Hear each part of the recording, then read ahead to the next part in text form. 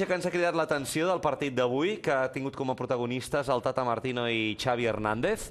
Aquesta imatge, on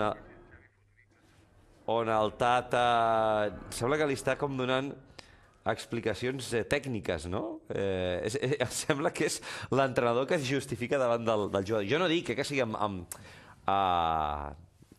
diríem, disculpant-se pel canvi, perquè jo entenc que el Xavi no necessita cap mena de disculpa, però em crida l'atenció com Martino se sent, diríem, prou confiat en un jugador per donar-li aquesta mena d'explicació. No, claro, porque si se me van por ahí tengo que poner... Jo em fixava més amb la reacció del Xavi, saps? Depenent de la reacció del jugador, doncs pots preveure què t'està dient l'entrenador, i el Xavi li deia que sí amb el cap, com acceptant l'explicació del que estava veient el Martino en aquell moment a dintre del camp, com si el jugador la fes bona. No crec que fos una justificació en quant al canvi, però sí que segurament algun tipus de jugada que tenia relació amb el centre del camp de l'equip. En fi, la confiança del Tata Martino per parlar, diríem, gairebé de tècnic a tècnic. Ja deu veure en Xavi Hernández un possible tècnic de futur.